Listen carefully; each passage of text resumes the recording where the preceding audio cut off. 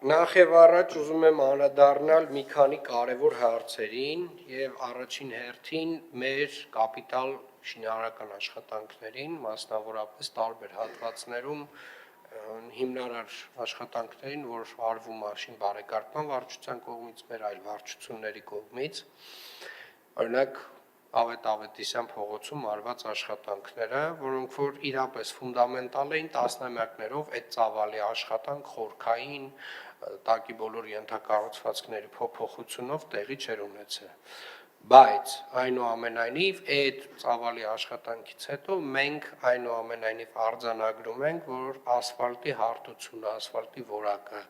տեղ-տեղ այն հատվածներում, որտեղ որ կա դիտահորեր,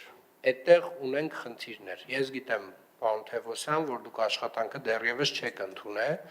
բայց սա շատ կարևոր խոսակցություն է եւ շատ կարևոր արձանագրում է։ Երբ որ մեր կապալառուները այդ աշխատանքը անում են, իրանք պետք է հասկանան, որ այդ ծավալի աշխատանքից հետո ասֆալտապատումը պետք է լինի իդեալական։ Այսինքն,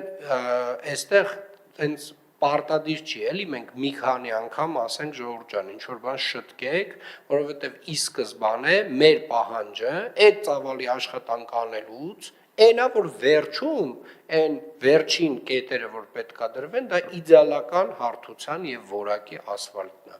Եվ սրանից հետո պարբերաբար երևի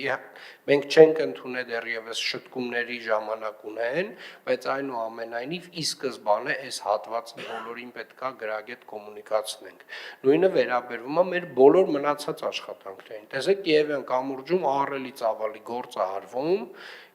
ոնց որ թե լավ էլ մասնագետներ կան հենց կամուրջի մասով, հանգարց եթե ասֆալտի մասով վերջում հարց ունեցանք, էլի գումար չենք տալու։ Այսինքն սա շատ կարևոր վերջին, բայց ամենակարևոր դետալն է։ Այդ կարգի խորքային աշխատանքից հետո պետք է լինի իդեալական ասֆալտապատման աշխատանք։ Սա այդպես։ Երկրորդ հարցը, որ կուզենայի անդրադառնանք, դա մեր երթևեկության նոր կենտրոնի արված վերլուծություններն են, որոնք որ արդեն իսկ որոշակի մեծ տվյալներ են տալիս, եւ ես կարծում եմ այդ տվյալների հիման վրա մենք հնարավորություն կունենանք կառուցել մեր հետագա անելիքները եւ մեր հավաքագրած տվյալները մոտավորապես 75 միլիոն ուղևորություն է վերլուծվել 2025 թվականի հունվարից դեկտեմբեր ամիսներին եւ Երևանում այդ ժամանակ միջինացված արագությունը 25 կմ/ժ էր եւ ընդհանուր առմամբ այս միտումը դեպի ներքև է գնում, այսինքն ավտոմեքենաները, մարդատար ավտոմեքենաների մասին է խոսքը,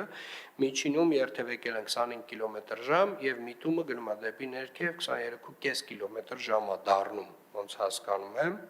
եւ պիկ ժամերին արագությունը կարող է իջնի մինչեւ նույնիսկ 10 կմ/ժ միջինացված քաղաքում, ֆիքսենք, որ մարդու սովորական քայլքի արագությունը 5 կմ/ժ է։ Եվ այստեղ նաև ամենակարևոր արձանագրումը, կարծում եմ, վերաբերում է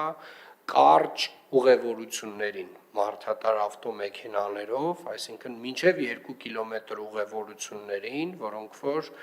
բազմաթիվ են քաղաքում եւ իրականում տենց մոտավորապես 15%-ն է ընդհանուրի մինչև 2 կիլոմետր ուղևորություն, իսկ այդ մինչև 2 կիլոմետրների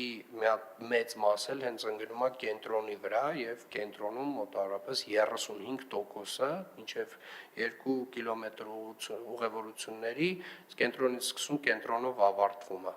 Սա կարծում եմ արդեն որոշակի վերլուծական կարևոր նյութեր են, պարոն Գրիգորյան, որոնք որ մեզ հիմք են տալու արդեն պլանավորել մեր հետագա գործողությունները եւ իհարկե սրանք դուք կշարունակեք աշխատել եւ արդեն այս վերլուծությունները վերջնականացնելով կսկսեք նաեւ մեր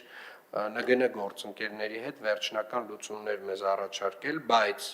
սրանից զատ ավտոբուսային առանձնացված հիմնական գծերը առաջնահերթություն են։ Այսինքն բոլոր պայմաններում, ասեք օրինակ ես այն օրը մի բանի հանդիպեցի, որ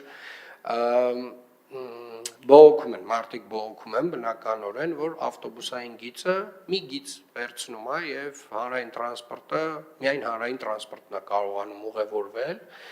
եւ այդտեղ հարց է առաջանում մարդկանց մոտ, ինչի իրենք ավտոմեքենաներով գնալով ավելի վատանում է իրավիճակը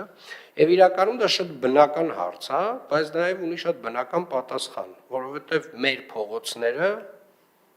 չեն հնարավորություն չունեն լայնանալու ավել։ Մենք այո ունենք շինարարություններ, Արշակունյացը միացնում ենք Իսակով պողոտային, ունենք խոշոր էլի նոր կամուրջների կառուցման ծրագրեր Հրազդանի կիրճի վրայով, բայց այնուամենայնիվ Երևան քաղաքի նամանավանդ փոքր կենտրոնի փողոցները ավել լայնանալու տեղ չունեն։ Եվ եթե մենք տարեց տարի, ամիս առ ամիս ավելի շատ մարդատար մեքենաներ ենք ունենում ուղևորահոսքի մեջ, միակ բանը, որ մենք կարող ենք անել, առաջին բանը, որ մենք պետք է անենք, դա հանրային տրանսպորտի համար բոլոր հնարավոր տեղերում տալ առանձնացված գծեր, որպեսզի հանրային տրանսպորտով ուղևորությունները դառնան ել ավելի արագ, ել ավելի հարմար եւ երկրորդ քաղաքի մուտքերի մոտ եւ տարբեր հատվածներում առանձնացնել այն կետերը, որտեղ որ մենք ունենալու ենք մեծ ավտոկայանատեղիներ, որտեղ որ մարդիկ թողելու են իրենց անձնական ավտոմեքենան եւ շարունակեն տեղաշարժվել հանրային տրանսպորտով, որովհետեւ ուղղակի այլ լուծումներ Երևան քաղաքում եւ մնացած այլ քաղաքներում էլ տենց հորինված չեն, այսինքն եթե ավտոմեքենաների քանակը ավելանում է մարդատար, դրա միակ լուծումը այն է, որ հանրային տրանսպորտը պետք է ավելի լավ աշխատի, իսկ ավտոմեքենաները ավելի քիչ պետք է մտնեն այն հատվածներ, որտեղ որ գերծանրաբեռնված է։ Այդ ծանրաբեռնվածությունը պետք է կենտրոնանա հիմնականում հանրային տրանսպորտի մեջ։ Եվ սա է այն ճանապարհը, որով որ միակ ճանապարհը, որով որ մենք կարող ենք առաջ շարժվել։ Պարոն Գրիգորյան, ենթադրում եմ արդեն պարոն Այվազյանի հետ դուք մոտակա աշխատում ենք այդ ուղղությամբ, պարոն քաղաքապետ, մոտակա օրերին կներկայացնենք ձեզ ավտոբուսի առանձնացված մի գիծ էլ, նաև եթե հասցնենք կարողանանք գծանշում անել օգոստոս ամսին գոնե մի գիծ էլ ավելացնենք այս տարի։ Այդ մի գիծ ասվածը, պարոն Գրիգորյան, ես կխնդրեմ այստեղ բերեք նաև մանրամասնորեն, Սահակաշարով կամ մի հատ վերլուծությամբ, արդեն իսկ վերլուծությամբ։ Շնորհակալ եմ,